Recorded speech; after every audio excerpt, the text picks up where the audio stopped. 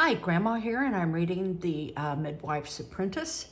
And in the last chapter, Beetle was mistaken for a girl named Alyce, and she decided she really liked that name, and she thinks she deserves to have a better name after seeing herself reflected in the water and being mistaken for a girl who could read. So she has taken the name of Alyce. Chapter 6, the naming. The midwife had lost another tooth and was hobbling about on her broken ankle, throwing copper pots and cooking spoons about the cottage in her anger at age and teeth and life. "Get out of my sight, dung beetle, before I squash you." "Alyce." "What did you call me?" "Not you, me. Alyce. My name is Alyce." "Alyce?" The midwife snorted like Walter Smith's Great Black Toby. "Alyce? You look more like a toad or a weasel or a mud hen than an Alyce."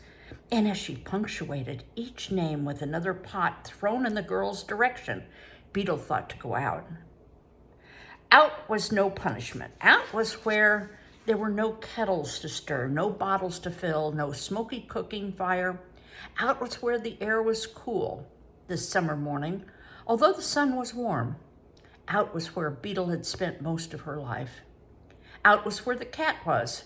She wanted to tell him about her new name, Alyce. She had not dared to yet say it aloud, but now that she had said it to the midwife, she wanted to tell everyone. "Alyce," she said to the cat, who rubbed and purred against her ankle, "I have a new name, cat. And you must also, so I can call you to breakfast on cold, foggy mornings. I will say some names, and you tell me when I have found the right one." Beetle sat on the dusty ground, legs crossed. The cat sat and stared at her. "Willow?" she asked. "Purslane? Gypsy moth? Lintel?" The cat just stared.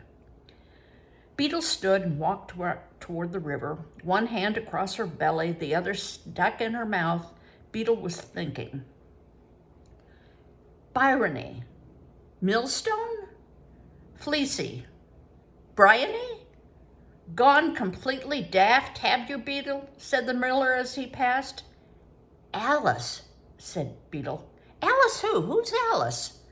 "I am Alyce," Beetle said. "Not rat or dung beetle or beetle. Alyce." "Bah," said the miller. "May as well call a rock Alyce or a sheep Alyce. Bah." "Earth pine," continued Beetle to the cat. "Dartmoor. Cheesemaker. Holly. Pork." "Who you calling pork, you whiffle-brained dung beetle?" This from the blacksmith's lardy daughter, Grommet. "The cat," Beetle said, "and I am Alyce." "You are Nimwit," Grommet Smith replied and laughed as she waddled away. Beetle sighed. The business of having a name was harder than it seemed. A name was of little use if no one would call you by it. The cat wound himself around Beetle's ankle and purred. "Columbine, cattlefish." "Purr," the cat responded. "Clotweed, shrovetide, wimble." "Purr," the cat responded. "Horse rat." "Purr," the cat demanded. "Purr?" Beetle asked. "Purr," the cat responded, and that was that. While Beetle and Purr walked in the sunshine, waiting for the midwife's temper to cool enough for them to beg bread and cheese and an onion or two, the villagers brought in the last of the sheaves from the field, and, hay harvest over, sat down to eat and drink and give thanks the rain had held off.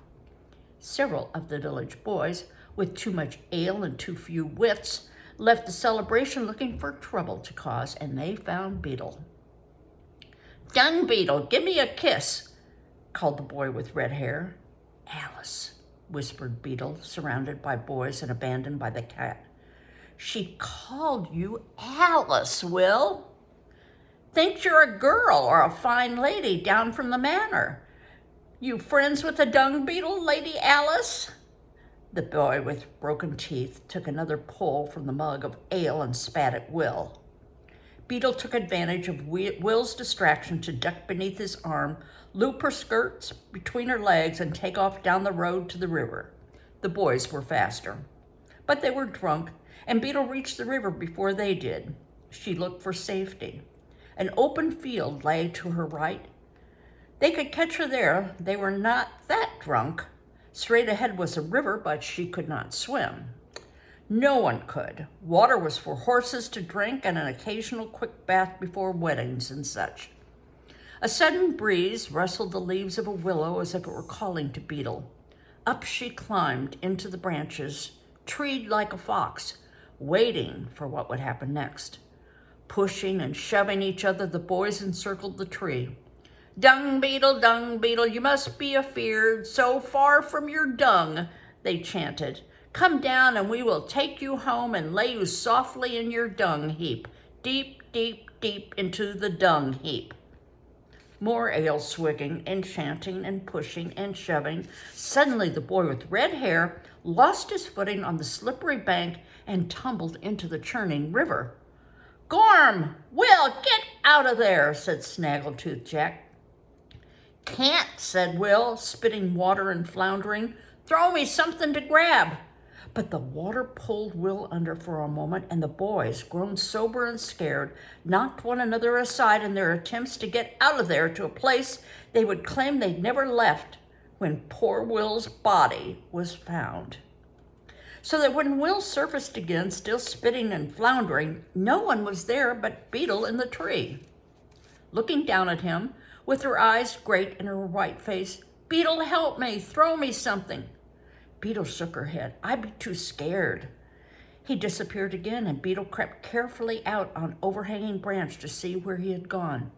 Spluttering, up he came, too full of water to call her name or beg for help, only looking at her as his arms slapped the water around him.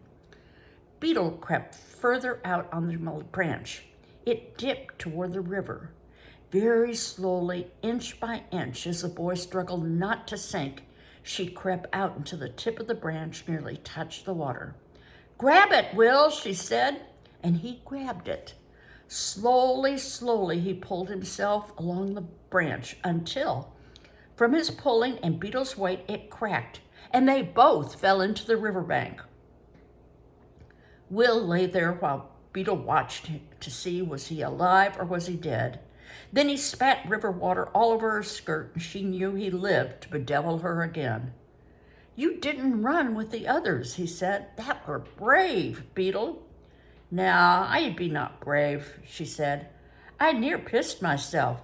I did it for else you'd have drowned and gone to hell. A drunken loudmouth bully like you, and I would have helped send you there, and I could not have that now, could I? You have pluck, Beetle. Alyce. You have pluck, Alyce. They looked at each other, pretended they hadn't, and went home. That night, Beetle had a dream. The Pope came to the village and called her Alyce, and the king married the midwife, and the cat laughed. Well, I wonder when the chapter was named, the naming, since she'd already named herself, what it was going to be about. But it was about getting people to call her that name. I think that she has the respect of at least one of the people in the village, Will, and I am going to anticipate that he will start calling her Alyce, and others will catch on. Well, we'll see. See you later. Bye-bye.